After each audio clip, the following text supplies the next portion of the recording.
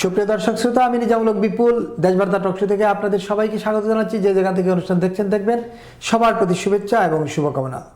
আপনারা নিশ্চয়ই জানেন যে প্রতি সন্ধ্যায় আমরা আসি আপনাদের সামনে সমসাময়িক বিষয় নিয়ে। বাংলাদেশের রাজনীতিতে এখন সবচেয়ে আলোচিত বিষয় হচ্ছে নির্বাচন। নির্বাচন হবে কি হবে না এটা যেমন আলোচনার বিষয়, তেমনি নির্বাচনকে কেন্দ্র করে যে সংঘাত সহিংসতা শুরু হয়েছে সেটি ঠেকবে গিয়ে কোথায়। এর সঙ্গে যুক্ত হয়েছে গণভোট। গণভোটকে জয়যুক্ত করতে সরকারের সকল উপদেষ্টা, প্রধান উপদেষ্টা থেকে শুরু করে সকল উপদেষ্টা এবং সংস্কার কমিশনে যারা ছিলেন তারাও উঠে পড়ে লেগেছেন। এমনও অভিযোগ শোনা যায়, বিদেশে যেসব ব্যালট পেপার পাঠানো হয়েছে, পোস্টাল ব্যালট, সেগুলোতে হা চিহ্নকে করে দিয়েই, জয়যুক্ত করে দিয়েই, হা চিহ্নে দাগ দিয়েই ব্যালট পেপার পাঠানো হয়েছে। বিভিন্ন দেশ থেকে যারা আমাকে ইনফর্ম করেছেন তাদের কাছ থেকে পাওয়া তথ্যের ভিত্তিতে বললাম কথাটা। যদি ঘটনা সত্য হয় তাহলে সরকার একজন ডিটারমাইন্ড, ভোট হোক আর না হোক হা জয়যুক্ত হবে। কিন্তু হা ভোট জয়যুক্ত এই গণভোট কি সংবিধান এলাও করে? কোনো বিষয় পাশ করতে গেলে সংসদে অনুমোদন হওয়ার পরে তার উপর গণভোট হতে পারতো, কিন্তু সেটি না করে সরাসরি গণভোট আগেই।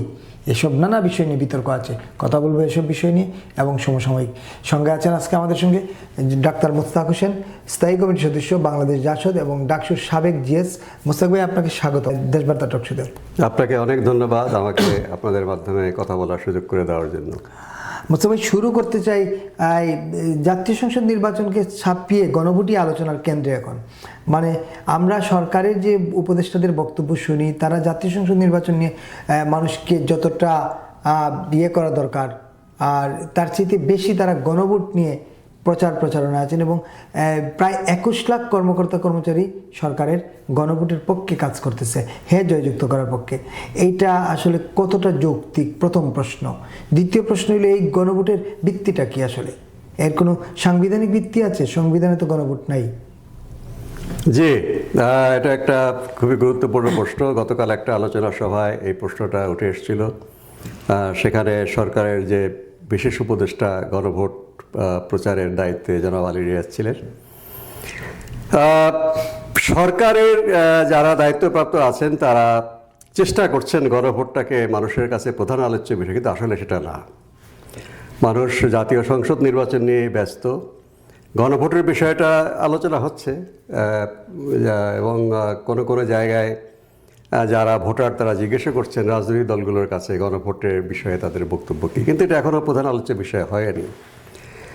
দ্বিতীয় বিষয় হলো যে সরকার এটা পারে না। গতকাল আমি সেই কথাটাই বলেছিলাম যে জেনারেল জিয়াউর রহমান সামরিক শাসনের মাধ্যমে ক্ষমতায় এসেছিলেন, জেনারেল এরশাদ সামরিক শাসন জারি করে ক্ষমতায় এসেছিলেন, যেটা সংবিধানের বিরুদ্ধে তারা এভাবে ক্ষমতা দখল করেছিলেন। সেইটাকে তারা আইন সিদ্ধ করার চেষ্টায়, যদি এভাবে আইন সিদ্ধ হয় না, তাদের পক্ষে তারা আস্থা চেয়েছেন, আস্থা ভোট। গতকাল আমি যেটা বলেছি যে সামরিক শাসনের মাধ্যমে ক্ষমতাসীন জেনারেল জিয়ার গণভোট এবং জেনারেল এরশাদের গণভোটের সাথে এই গণভোটের তুলনা করা অত্যন্ত গর্হিত কাজ হয়েছে। ওই সময় সরকার হায়ের পক্ষে প্রচারণা করেছে, তাও আমার মনে হয় এত নগ্নভাবে করেছে কিনা আমি জানি না, নীরবভাবেই করেছে। সেখানে নায়ের পক্ষে বলার কেউ ছিল না, সেই সাহসটা ছিল না। কিন্তু এখন এই সরকার কতগুলো প্রশ্নে, জটিল কতগুলো প্রশ্ন, সাংবিধানিক প্রশ্নকে তারা মানুষের রায় নেওয়ার জন্য গণভোট চেয়েছে। এখানে সরকারের পক্ষ নেওয়া একেবারেই অনুচিত, কারণ এটা ডক্টর ইউনূসের সরকারের প্রতি আস্থা আছে কিনা সেইটা তো না, যেই কাগজগুলো দেখছি আমরা। এবং গতকাল জনাব আলী বলেছেন যে হ্যাঁ, এটা ৭৯ গণভোট, ৭৯ বা ৭৮ হয়েছিল খুব সম্ভব, না ৭৭ বা এরশাদের গণভোটের মতো না। আমি তাদের আরেকটা কথা বলেছি, দেখুন, সামরিক অভ্যুত্থানের সাথে জনগণের গণ অভ্যুত্থানকে তুলনা করাটা অত্যন্ত নিন্দনীয়। সামরিক অভ্যুত্থান এবং গণ অভ্যুত্থান এক হতে পারে না। আপনারা গণভোটকে এক কাতারে নিয়ে আসছেন। তো যেহেতু এখানে তাদের কথা অনুযায়ী ডক্টর ইউনূসের প্রতি সরকারের আস্থা ভোট না, এটা গণভোট না, কাজেই কতগুলো সাংবিধানিক প্রশ্নে যেগুলো জাতীয় ঐক্যমত কমিশনে আলোচনা হয়েছে, একমত হয়নি, সবগুলোকে এক জায়গায় 4টা ভাগে ভাগ করে, খুবই ত্রুটিপূর্ণ ভাগ এটা, তারা জটিল প্রশ্নে হ্যাঁ না ভোট চাচ্ছে। এখানে সরকারের এটার পক্ষে থাকাটা একেবারেই অনুচিত, একেবারেই অনুচিত আমি বলবো। কিন্তু তারা দাবি করছেন যে তারা, আমি প্রশ্ন করেছি, দেখুন ছাত্রনেতা নাহিদ ইসলাম যখন 3রা আগস্ট এই শহীদ মিনারে 1 দফার আন্দোলনের ডাক দিলেন, তিনি তো বলেননি যে শেখ হাসিনাকে উৎখাত করার পরে আমরা 72-এর সংবিধান বাতিল করে দেব, নতুন করে সংবিধান করতে হবে। এবং এই গণভোটটা সংবিধান বাতিলের জন্য গণভোট না, যদিও আমার কথায় উত্তেজিত হয়ে জনাব আলী রিয়াজ বলেই ফেলেছেন যে আপনারা চেষ্টা করতে পারেন 72-এর সংবিধানকে রক্ষা করার জন্য, আপনারা পারবেন না। তাই বলেছি তাহলে বলেন যে এই গণভোটটা 72 সংবিধানের পক্ষে বিপক্ষে, তাহলে খোলাসা হয়ে যায়।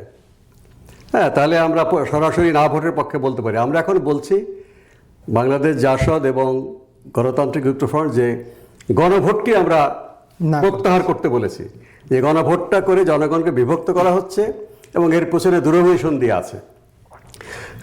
গণতন্ত্র উত্তরণের পথে এটা বাধা সৃষ্টি করবার জন্য ব্যবহৃত হতে পারে। আমরা গণভোটটাকেই না বলেছি, কিন্তু হ্যাঁ কিংবা না এর পক্ষে আমরা ভোট দিতে বলিনি। কিন্তু যদি তারা বলতো যে এই গণভোটটা 72 সংবিধানকে রাখার পক্ষে বা বাতিল করার পক্ষে, তাহলে তো সোজা আমরা বলতাম এর বিরুদ্ধে আমরা, তাহলে এত আপনার ঐক্যমত কমিশনে এত আলোচনা করার কি প্রয়োজন ছিল? কাজে এই সমস্ত বিষয় থেকে মনে হচ্ছে যে এই গণভোট নিয়ে কিন্তু সরল সোজা যেটা লেখা আছে যে 4টা বিষয়, এর বাইরেও ইন বিটুইন দি লাইন্স যাকে বলে, সেগুলো আমরা শঙ্কিত যে এখানে কি আছে পেছনে। আর আপনি যেটা তৃতীয় প্রশ্ন করেছেন যে সংবিধান সম্মত কিনা, গণতান্ত্রিক যুক্তফ্রন্ট আমাদের সর্বশেষ প্রেস কনফারেন্সে পরিষ্কার বলেছি, তখন নির্বাচনী ইশতেহার প্রকাশ করেছি আমরা, এটা অসাংবিধানিক। রাষ্ট্রপতি কোনো আদেশ জারি করতে পারে না, এই রাষ্ট্রপতি সামরিক শাসক না, এবং সামরিক শাসন আমাদের আদর্শ নয়। কাজেই রাষ্ট্রপতি অধ্যাদেশ জারি করতে পারে, যেটা বিদ্যমান সংবিধানে সংসদে যেটা করার কথা সেটা যদি তারা করতে না পারে, কোনো জটিল কোনো বিষয় না, সেই অধ্যাদেশ জারি করতে পারে। এক্ষেত্রে এই গণভোটের সাংবিধানিক আদেশ দিয়ে তারা নির্দিষ্ট করে দিয়েছেন এটা সংবিধান সংস্কার পরিষদ হবে, 2বার শপথ হবে সংসদ সদস্যদের, একবার সংসদ সদস্য হিসেবে, আরেকটা হচ্ছে সংবিধান সংস্কার পরিষদ সদস্য হিসেবে, এবং তার সময় বেঁধে দিয়েছেন 180 দিনের মধ্যে এটা করতে হবে। কাজেই এই রকম আদেশ রাষ্ট্রপতি জারি করতে পারেন না, কাজে এইটা অসাংবিধানিক। কাজে এই গণভোটের মানে আইনগত ভিত্তিটাই দুর্বল কি এটা চ্যালেঞ্জ হবে, এবং আমরা এই গণভোটকে অসাংবিধানিক মনে করি। হ্যাঁ, আমরা রাজি হয়েছিলাম জাতীয় ঐক্যমত কমিশনে, আমরা বলেছিলাম যে যে সমস্ত প্রশ্নে সমস্ত দল একমত হয়েছে, যদিও আমাদের দল বা আজকে যারা গণতান্ত্রিক যুক্তফ্রন্টে আছি আমরা অধিকাংশ প্রস্তাবে একমত হয়েছি। রাষ্ট্রীয় 4 মূলনীতি বাতিলের বিরুদ্ধে নোট অফ ডিসেন্ট দিয়েছি আমরা। গায়ের জোরে সংবিধান বাতিল করা যাবে না, শাস্তিযোগ্য অপরাধ ছিল আইনের, সেটাকে বাতিল করতে আমরা না করেছি। তবে কেউ সংবিধান বাতিল করার পক্ষে জনমত গঠন করতে পারেন, সেটাকে রাষ্ট্রদ্রোহিতা বলে আইন করা হয়েছে, সেটাকে বাতিল করতে বলছি আমরা। কিন্তু এই গায়ের জোরে আপনি সংবিধান বাতিল করবেন, এটা অবশ্যই রাষ্ট্রদ্রোহিতার উপর, কিন্তু এটাকে তারা আলোচনায় আনেননি। তারা স্প্রেডশিটে আমাদের মতামত চেয়েছেন, আমরা বিরুদ্ধে বলেছি, কোনো দল খেয়াল করেনি এটা, তারা পরে আপত্তি করেছে। এবং আমরা সংবিধানে যেভাবে তফসিলে 7ই মার্চের ভাষণ বঙ্গবন্ধুর, 26শে মার্চের স্বাধীনতা ঘোষণা, এগুলো তারা বাতিল করে দিয়েছিল। এবং তারা স্বাধীনতার যে ঘোষণাপত্র এপ্রিলে মুজিবনগরে ঘোষণা করা হয়, এটাকে বাতিল করে দিয়েছিল। পরে প্রচণ্ড আপত্তি আমাদের, অন্য দলও করেছে, পরে সেটাকে তারা আবার ভুল হয়ে গেছে বলে সেটাকে আবার রিস্টোর করেছে। এইসব বিষয়ে আমাদের আপত্তি আছে। নারী আসনে আমরা 100টি আসনে সরাসরি ভোট চেয়েছি, এখানে নোট অফ ডিসেন্ট আছে এগুলো, কিন্তু বাকিগুলো কিন্তু আমরা সমর্থন করেছি। সাংবিধানিক সংস্কার, যেই সাংবিধানিক সংস্থাগুলো প্রধানমন্ত্রী তার দলীয় বিবেচনায় করতেন বিগত সরকারে, সেগুলো যেন একটা ইন্ডিপেন্ডেন্টলি রাষ্ট্রপতি করতে পারেন, বা রাষ্ট্রপতিও নয়, ইন্ডিপেন্ডেন্ট একটা বাছাই কমিটি করতে পারে, সেগুলো আমরা সমর্থন করেছি, যেগুলো তো বিএনপি অধিকাংশ অ্যাগ্রি করেনি। তো সেটা কাজেই আবার কতগুলো আপত্তির বিষয় আছে, এগুলো সব জগাখিচুড়ি করে একটা গণভোট করেছে, পদ্ধতিগতভাবে ভুল আছে। এবং যেটা আমি বললাম যে একটা প্রশ্ন দেখা দিয়েছে, আমি প্রশ্ন করেছিলাম যে যদি এমন কথা ওঠে গণভোটের পরে যে এই যে নির্বাচিত যারা হলেন জাতীয় সংসদে সংবিধান সংস্কার করবে তারা, তারপরে নতুন সরকার গঠিত হবে, এরকম কোনো বিষয় আছে কি না। যেমন ইয়াহিয়া খান 1970 সালে নির্বাচনের আগে একটা লিগ্যাল ফ্রেমওয়ার্ক অর্ডার তিনি জারি করেছিলেন যে আগামী সংবিধান এভাবেই হবে, অর্থাৎ 6 দফার বিরুদ্ধে সেটা ছিল, যে 6 দফাকে নাকচ করে এরকম একটা এলএফও দিয়েছে। বঙ্গবন্ধু এই ষড়যন্ত্রর জেনেও তিনি বলেছেন জনগণের রায় দরকার, তিনি অনেকেই নির্বাচনে না যাওয়ার জন্য বলেছিল, কিন্তু বঙ্গবন্ধু নির্বাচনে ভূমিধস বিজয়, বাঙালির বিজয়, এলএফও উড়ে গেছে এবং পাকিস্তানকে ধ্বংস করে দিয়েছে ইয়াহিয়া খান এলএফও করতে গিয়ে। তো এখন আপনার যদিও মুক্তিযুদ্ধের সাথে এগুলো তুলনা করার প্রশ্নই আসে না, তবে ঘটনার কিছু আছে যে ইয়াহিয়া খানের মতো এই যে গণভোটের যে আদেশ জারি করা হয়েছে রাষ্ট্রপতির নামে, এইটা একটা অসাংবিধানিক আদেশ এবং এটাকে নিয়ে বিভিন্ন রাজনৈতিক দলের তীব্র প্রতিবাদ করা উচিত ছিল। একটা মানে আগামী দিনে সরকার গঠন করতে আমি বলি হট ফেভারিট দল বিএনপি, তারা আশা করছে তারা নির্বাচনে ভালো করবে, তারা যে কোনোভাবে নির্বাচনে যাওয়ার জন্যই তারা এই সমস্ত বিষয় নিয়ে খুব একটা বড় আপত্তি করেনি। তারা কোশ্চেন তুলেছে, তারা বিবৃতি দিয়েছিল যে এটা আইনসম্মত হয়েছে কিনা। কাজেই বিএনপি আশা করছে যে নির্বাচনে একটা ভালো ফলাফল আসবে, তারপরে এই সমস্ত অসাংবিধানিক আদেশ তারা তখন দেখবে সংবিধানে। কিন্তু আমার প্রশ্ন হচ্ছে যে প্রশ্ন আজকে যদি আমি নিজে মনে করি নির্বাচনটা হবে, কিন্তু আজকে নির্বাচন হবে কি না যে একটা বিপুল সংখ্যক মানুষ সন্দেহ করছে, আশঙ্কা করছে, ওইখানে যে নির্বাচন হওয়ার পরেও যদি এই প্রশ্নে আপত্তি করা হয় যে আগে সংবিধান সংস্কার হবে, যেভাবে ঐক্যমত কমিশন নোট অফ ডিসেন্টগুলোকেও মানে উড়িয়ে দিয়ে এভাবে করেছে, তার আগে সরকার গঠন করা হবে না, তাহলে কি হবে? এক্ষেত্রে আলী রিয়াজ আমার এই প্রশ্নের উত্তরে খুবই উত্তেজিত হয়ে গিয়েছেন, তিনি খুবই ক্ষুব্ধ হয়েছেন।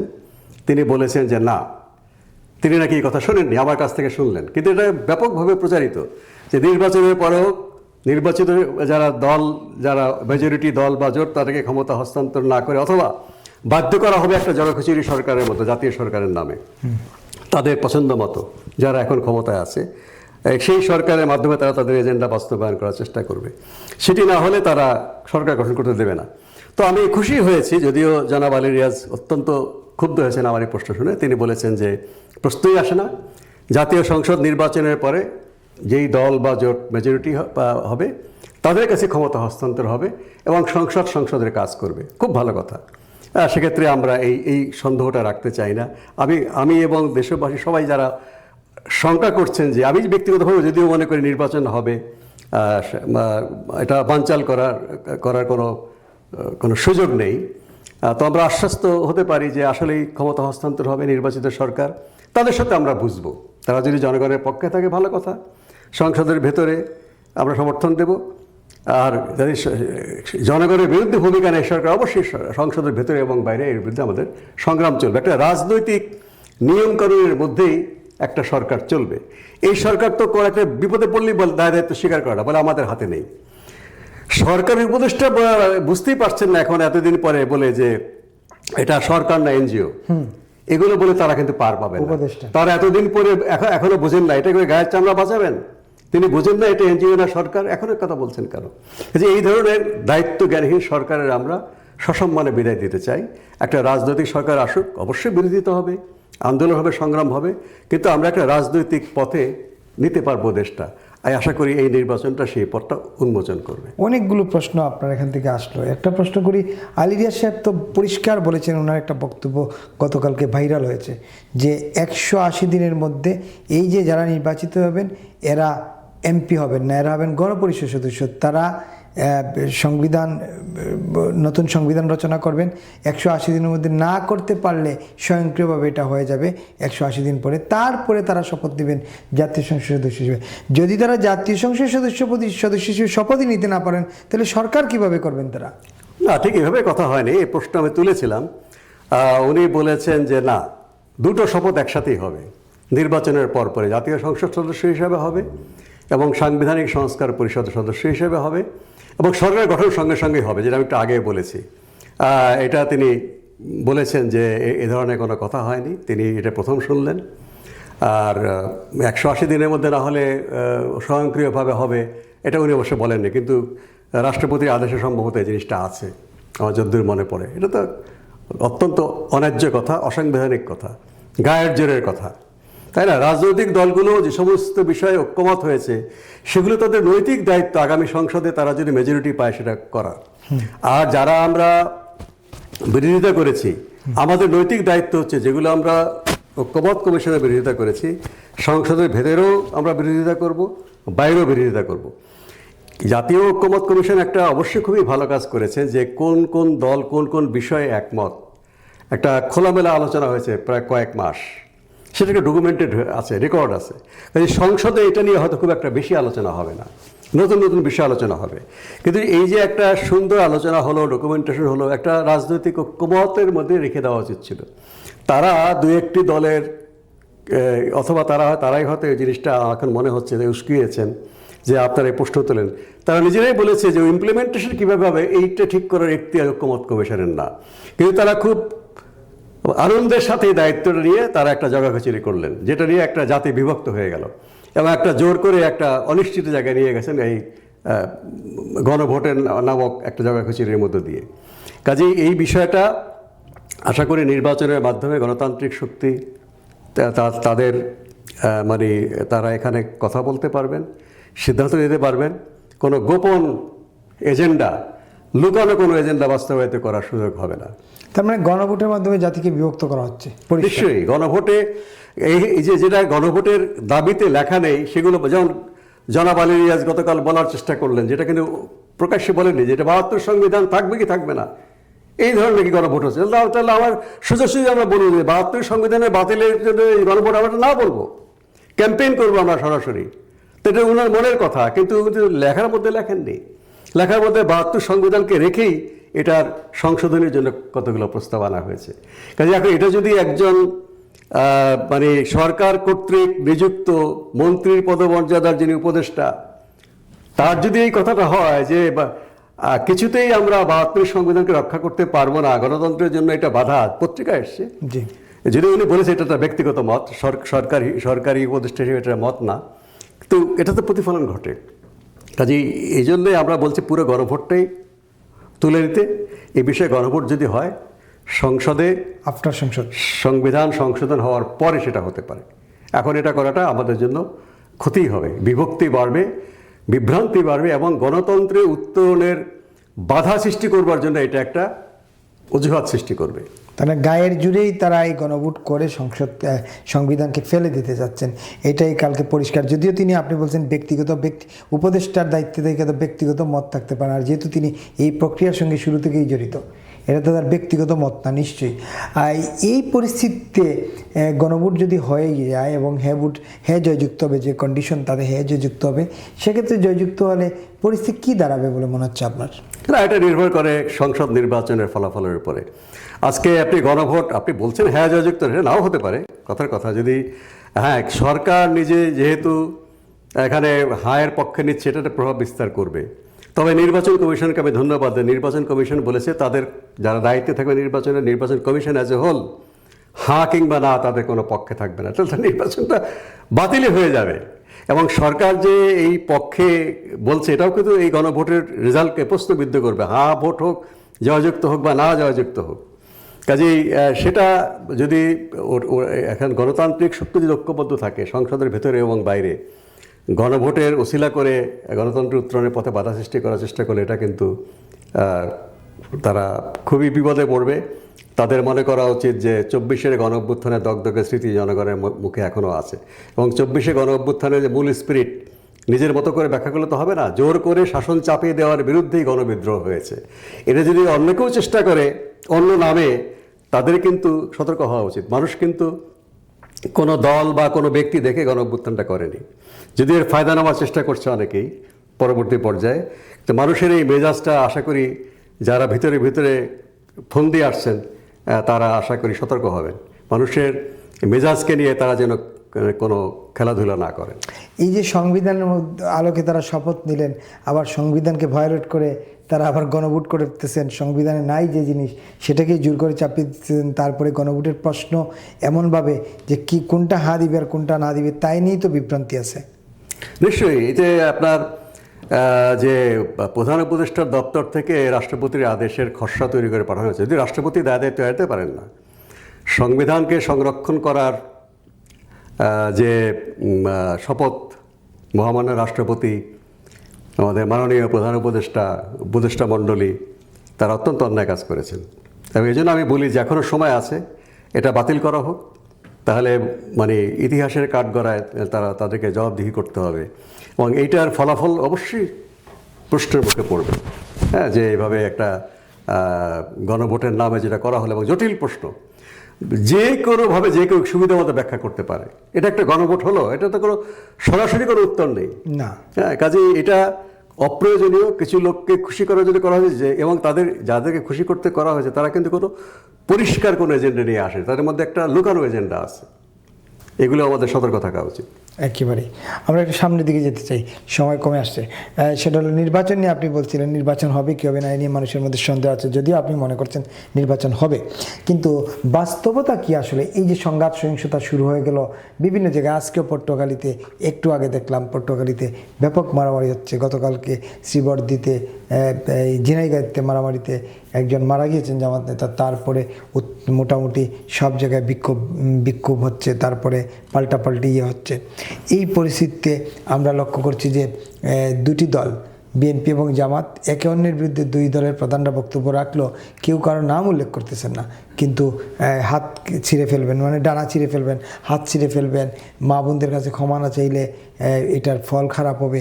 এই যে জামাত ৭১-এর ভূমিকায় অবতীর্ণ হইল, যে আপনারা রাজনীতি করলেন দীর্ঘকাল, কখনো বলছেন ব্যালট বাক্স চিন্তাই করলে কেউ যদি চিন্তাই করে তার ডানা ছিঁড়ে ফেলবো, দুই ডানা ছিঁড়ে ফেলবো, তার মানে মানুষ কি তো চিল তো এখানে ডানা ছিঁড়ে ব্যালট বাক্স চিন্তাই করবে না।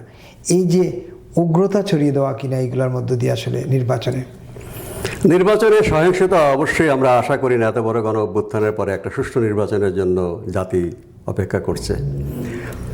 আমি দেখতে চাই এগুলো এখনো বিচ্ছিন্ন ঘটনা, বা আমাদের নেতারা যে হুঙ্কার দিচ্ছেন, এটাও একটা আমাদের অতীতের ট্র্যাডিশন। সংগঠিতভাবে যদি পরিকল্পিতভাবে সংঘাতটা ছড়িয়ে দেওয়া হয়, সেখানেই বিপদের কথা। এটার দায়িত্ব যেমন সরকারের, তেমনি যে সমস্ত দল তারা ভাবছে নির্বাচনে তারা জয়লাভ করে ক্ষমতায় যাবে, তাদেরও দায়িত্ব বিষয় আছে। এবং দেখুন, নির্বাচন যদি না হয়, যে সমস্ত রাজনৈতিক দল ক্ষমতা প্রত্যাশী এবং সহিংসতা যদি তারা উস্কানি দিয়ে থাকেন সুপরিকল্পিতভাবে, তাদের কারোই ভালো হবে না। এবং এই যে সরকার, ডক্টর ইউনূসের সরকার, যা আমরা গণ অভ্যুত্থানের পরে দুহাত তুলে স্বাগত জানিয়েছিলাম, যদি নির্বাচনটা ভণ্ডুল হয়, তারা কি নিরাপদ থাকবে ভেবেছেন? আমার মনে হয় রাজনৈতিক দল তো বিপদে পড়বেই, তারা সমভাবে, অথবা যেহেতু তারা সিটে আছে, তাদের বিপদটা সবচেয়ে বেশি হবে। কারণ নির্বাচন বানচাল হলে তারা সরকারের ভূমিকা কন্টিনিউ করতে পারবে, এটা মনে করার কোনো কারণ নেই। এবং জনগণ সঙ্গত কারণে সন্দেহ করবে এই নির্বাচন ভণ্ডুল হওয়ার পিছনে তাদের দায়িত্ব আছে।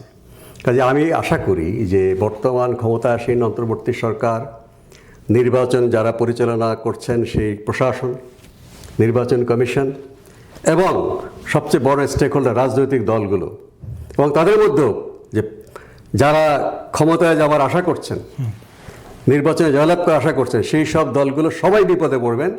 তারা যেন এইটুকু জায়গায় একমত থাকে যে আমরা একটা শান্তিপূর্ণ নির্বাচনের মাধ্যমে রাজনৈতিক সরকারের কাছে ক্ষমতা হস্তান্তরের জন্য আমাদেরকে এক থাকতে হবে, তাহলে সবার জন্য মঙ্গল হবে। সবাই কিন্তু এই বিষয়ে বিপদে পড়বেন। এই জিনিসটা আমার মনে হয় বুঝছেন সবাই, কিন্তু এই জিনিসটাকে উপলব্ধি করে সেই কাজগুলো সবার করা উচিত। আরেকটা প্রশ্ন আমি করতে চাই আপনাকে, সেটা যেহেতু নির্বাচন রিলেটেড। পররাষ্ট্র উপদেষ্টা কয়েকদিন আগে যখন শেখ হাসিনা ভারতের এফসিসিতে মানে ফরেন করেসপন্ডেন্ট ক্লাবে একটা অডিও বার্তা দিয়েছিলেন, তার দুদিন পরে পররাষ্ট্র উপদেষ্টা একটা বিবৃতি দিয়েছিলেন পররাষ্ট্র মন্ত্রণালয়ে যে শেখ হাসিনা দেশে উস্কানি দিচ্ছেন। যদিও শেখ হাসিনা বলেছেন বুট বর্জনের কথা, কাউকে বলেন নাই যে ভোট কেন্দ্র দখল করে ভোট কেন্দ্রে কাউকে যেতে দিও না, মারামারি করো, সেরকম কিছু না বললেও পররাষ্ট্র মন্ত্রণালয় সেবার বিবৃতি দিয়েছিল যে উস্কানি দিচ্ছেন তিনি দলীয় নেতাকর্মী এবং সাধারণ মানুষকে বুটে হাঙ্গামা করার জন্য। গতকালকে তিনি তার একটা ব্যাখ্যা দিয়েছেন। ব্যাখ্যায় তিনি বলতে চাচ্ছেন যে ওনাকে সাংবাদিকরা প্রশ্ন করেছিল যে এই নির্বাচনে যারা অংশ নিচ্ছে না, নির্বাচনের সহিংসতার কথা আপনারা যে ব্যাখ্যা দিলেন শেখ হাসিনা উস্কানি দিচ্ছেন, তখন তিনি বলছেন যে আমরা যারা নির্বাচনে অংশ নিচ্ছে তারা কোনো সহিংসতা করবে না, এটা আমরা বিশ্বাস করি এবং করতেছে না, তারা খুব হয়ে কাজ করতেছে। কিন্তু যারা নির্বাচনে অংশ নিচ্ছে না বা নিতে পারছে না তাদের দ্বারাই এই সহিংসতা হওয়া সম্ভব। এরা তো মাঠেই নাই। এই যে উদুরপিণ্ডি বুদুরগাড়ে চাপানোর একটা চেষ্টা কিনা, যে সহিংসতা তেমন প্রকাশ্যে দেখা যাচ্ছে জামাত আর বিএনপি সব জায়গায় সহিংসতা হচ্ছে বা স্বতন্ত্র প্রার্থীদের মধ্যে। দেখুন, এই পররাষ্ট্র উপদেষ্টা জনাব তৌহিদ অত্যন্ত পেশাদার কূটনীতিক, কিন্তু উনি যে কথাগুলো বলে রাজনৈতিক বিষয়, এই বিষয়ে আমি মন্তব্য করব না কে সহিংসতা কে করছে না। সহিংসতা যে কেউই করতে পারে, যে কারো উস্কানি থাকতে পারে, কিন্তু একজন পররাষ্ট্র উপদেষ্টার আমি তার কাছ থেকে এই কথাটা আশা করি না। তিনি একজন রাজনৈতিক নেতা যদি হতেন তাও একটা কথা ছিল, কাজে একটা অন্তর্বর্তী সরকারের একজন পেশাদার কূটনীতিক নির্দলীয় ব্যক্তি, আমি তার কাছে এই ধরনের কথা একেবারেই মানে অপ্রত্যাশিত মনে করি। এটা অনাকাঙ্ক্ষিত বক্তব্য তিনি দিয়েছেন, এই বিষয়টি তার এভাবে বলা ঠিক হয়নি। তিনি আরেকটা কথা তো বলেছেন যে তিনি বলছেন না আমরা মোটেই মানে নির্বাচনে সহিংসতা হচ্ছে কিনা বা হবে কিনা এই প্রশ্নের জবাবে তিনি বলছেন না আমরা মোটেই সেরকম নিশ্চিত নই, কিন্তু আশঙ্কা হচ্ছে যে কোনো অপচেষ্টা হতে পারে। এটার প্রতিদিনের অগ্রগতি স্বরাষ্ট্র মন্ত্রণালয় দেখবে। স্বরাষ্ট্র মন্ত্রণালয় দেখবে যেতে উনি এটা নিয়ে কথা বলতেছে কেন, নাম্বার ওয়ান। আর নাম্বার টু হলো যে তিনি বলছেন যে এটা অগ্রগতি স্বরাষ্ট্র মন্ত্রণালয় দেখবে, আরও ভালো বলতে পারবেন স্বরাষ্ট্র মন্ত্রণালয়। কিন্তু আমরা মনে করছি যে কোনো বিপদ বা এ ধরনের কোনো সংঘাত হয় সাধারণভাবে সেটা হওয়ার কথা নয়। যারা নির্বাচনে অংশগ্রহণ করছে না, যেটা আগে প্রশ্ন করলাম শুরুতেই, তারাই এই কার্যকলাপ করতে। এই যে আপনি বলছেন রাজনৈতিক বক্তব্য ওনার কাছে প্রত্যাশিত না, কিন্তু তিনি সেটা দিলেন। তিনি আরেকটা কথা বলেছেন যে ভারতীয় কূটনীতিকদের পরিবার পরিজন যারা স্বজনরা চলে গেছেন এ নিয়ে তিনি বলছেন এইটা তো আমি জানি না, আমাদেরকে জানানো হয় নাই। এটা তো প্রকাশ্যে, এর আগে আপনার সঙ্গে এখানে এই ইয়েতেই আমরা আলোচনা করেছিলাম, প্রকাশ্যেই এই ভারতীয় গণমাধ্যমে এসেছে যে ভারতীয় সরকার পররাষ্ট্র মন্ত্রণালয় বলছে কী কারণে তারা তাদের হাই কমিশনের সদস্যদের পরিবারের সদস্যদের ফেরত নিয়ে নিছে। এটা তো বলছেন নিরাপত্তা ঝুঁকির কারণে। তো উনি কেন বলতেছেন তিনি জানেন না? আপনার কাছে কি মনে হয় এটা কি গায়ে এড়িয়ে চলা কিনা? না, এটা কূটনৈতিকভাবে, হ্যাঁ, এটা একটা কূটনৈতিক বিবৃতি দিয়েছেন। এখন ভারতীয় দূতাবাসের পরিবার পরিজন কেন গিয়েছে পত্রিকায় ওঠা মানেই পররাষ্ট্র দপ্তর অবহিত বলা যাবে না। এখানে পররাষ্ট্র বা কূটনীতিক কিছু নিয়ম আছে, সেরকম কোনো নোট দিয়েছেন কিনা বা এরকম যোগাযোগ করেছেন কিনা আমার জানা নেই। হয়তো তিনি বোঝাতে চেয়েছেন যে সরকারি যে যোগাযোগ, অফিসিয়াল কমিউনিকেশন চ্যানেল বা অফিসিয়ালি হয়তো তিনি জানেন না। সেটা যদি কূটনৈতিকভাবে কাঙ্ক্ষিত হয় তাহলে তিনি ঠিকই বলেছেন, কিন্তু গণমাধ্যমের কোনো বক্তব্য ধরে এই ধরনের মন্তব্য আসলে পররাষ্ট্র উপদেষ্টা করতে পারেন। এটা এই বিষয়ে আশা করি তিনি পেশাদার কূটনীতিকের মতোই হয়তো জবাব দিয়েছেন। কিন্তু তিনি তো, আমি বলছিলাম ভারতীয় পররাষ্ট্র মন্ত্রণালয়ের বক্তব্যটাই তো, প্রেস রিলিজটাই তো গণমাধ্যমে আসছে না। গণমাধ্যমের যেমন এটা সরাসরি, যেমন বাংলাদেশ হচ্ছে আমাদের হোস্ট কান্ট্রি, এখানে বিদেশের কূটনীতিকরা আছে। যদি কোনো রাষ্ট্র তার একটা ব্যতিক্রমী আদেশ দিয়ে ছুটিতে পাঠাচ্ছেন না, তারা বলেছেন যে নন ফ্যামিলি ক্যাটাগরির কূটনীতিকরা, যারা ফ্যামিলি সহ আসা দরকার নাই।